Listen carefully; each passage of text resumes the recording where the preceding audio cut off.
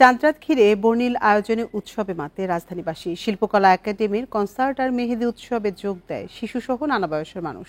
ধর্মীয় বিভেদ ভুলে সবাইকে উৎসবে অংশ নেওয়ার আহ্বান আয়োজকদের।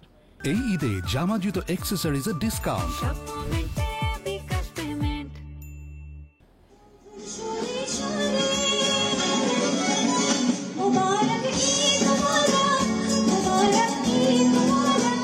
ঈদ নিয়ে এমন গানের তালেই মুখরিত হলো সেগুনবাগিচা।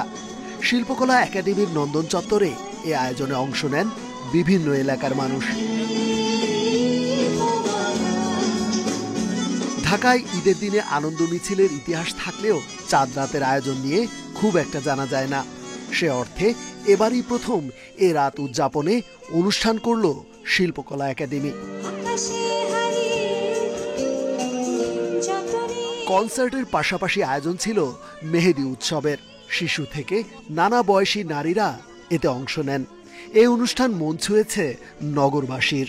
আজকে আয়োজনের কারণে বাচ্চারা আসলো, তারা হাতে মেহেদি পড়লো, এখানে সময়টা ভালো কাটতেছে। ঢাকার নগর জীবনে যে চাঁদের রাত্রে আমরা যে এত সুন্দর সুন্দর পরিবেশে আমরা এত সুন্দর প্রোগ্রাম দেখতেছি, আসলে এটা অসাম। মেহেদি দেওয়ার জন্য আসছি আর কি, আসে খুব ভালো লাগতেছে, সবাই আসছে, খুবই ভালো লাগছে। এরকম আয়োজন আগে কখনো হয়নি, তো আশা করি এরকম প্রতি বছর হবে। অনুষ্ঠানে যোগ দেন সরকারের কয়েকজন উপদেষ্টা। তারা বলেন, ধর্ম ও সংস্কৃতিকে আলাদা করার সুযোগ নেই। ধর্মীয় উৎসব আরও রঙিন করতে আগামীতে থাকবে বাড়তি আয়োজন। আপনারা চাঁদ রাতে অনুষ্ঠান দেখছেন, আবার নববর্ষের সবচেয়ে বড় ইনক্লুসিভ অনুষ্ঠান দেখতে যাচ্ছেন। এটার মেসেজটা হচ্ছে সাংস্কৃতিকভাবে দেশটাকে ভাগ করা যাবে না, এবং এই ভাগ করার চেষ্টা এর আগে দীর্ঘদিন করেছে আওয়ামী ফ্যাসিবাদ, এবং এটার পরিণতি খুব খারাপ হয়। এটা আমরা আর যেন না হতে দিই।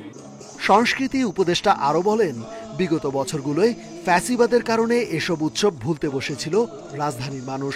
এখন ধর্মীয় বিভাজন ভুলে সবাইকে উপভোগ করার আহ্বান তার। রেজওয়ানুল হক, ইন্ডিপেন্ডেন্ট নিউজ, ঢাকা।